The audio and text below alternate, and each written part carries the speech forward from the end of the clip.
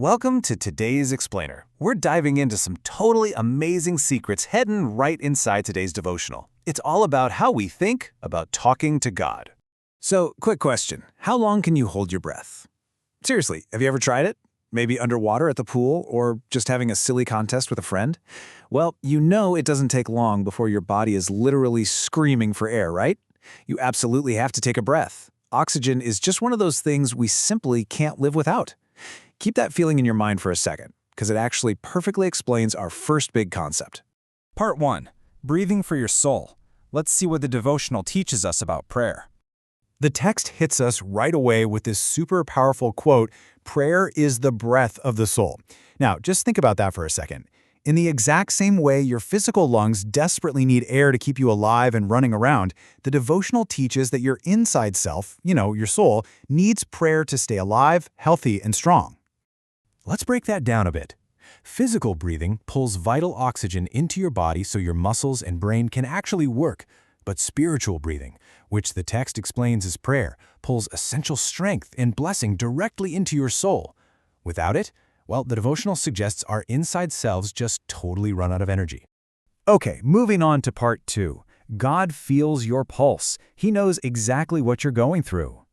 You guys know what a pulse is, right? It's that little throb you can feel on your wrist, or maybe your neck. It's your heart pumping blood. And the cool thing is, your pulse changes based on how you feel. Like if you're super stressed out about a giant math test, your pulse is probably racing.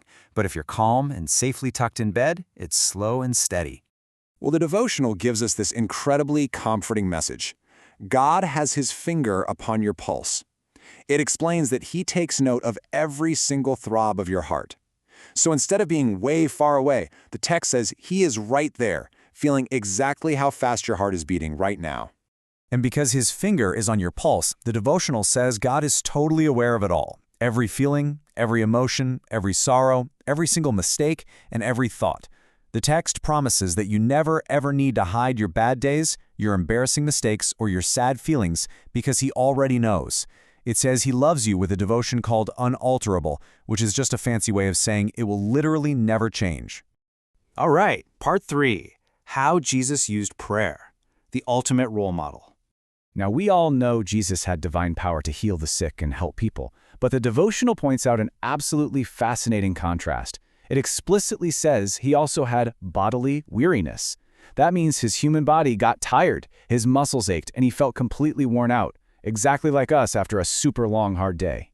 The text actually illustrates how he handled that weariness by looking at a typical day in his life. During the daytime, he was always busy, following his duty and helping others. By the evening, he was definitely feeling that bodily weariness and carrying some seriously heavy burdens. So what did he do at nighttime? The devotional notes he spent whole nights in prayer to his Father. That was him taking a massive, deep spiritual breath. He was recharging his batteries, so he was braced and totally ready to face the next difficult trial. Which brings us to part 4, praying with your feelings, giving God your heavy backpack. The devotional says this: the Christian is given the invitation to carry his burdens to God in prayer. Now think of a burden like a really, really heavy backpack filled with rocks. Each rock is a stress, an anxiety, maybe a tough homework assignment, or just a sadness you're looking around. The devotional explains that God is officially inviting you to take off that heavy backpack and just hand it directly over to him. And the text actually outlines exactly how you hand over that heavy backpack. Step 1, just notice your big feeling or your problem. Step 2, talk honestly to God about it. Seriously, you don't need fancy, complicated words, just talk to him like a normal friend. And step 3, trust in his infinite power to handle it. When you do that, you get this absolutely direct promise right out of the devotional text. Go forward, the Lord says. I understand the case, and I will send you help. The text is telling us that God knows exactly what you're going through.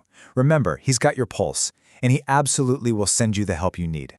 Finally, let's look at part 5. Strong faith, strong prayer, connecting to power. The devotional highlights this really famous Bible verse from Matthew chapter 21, verse 22.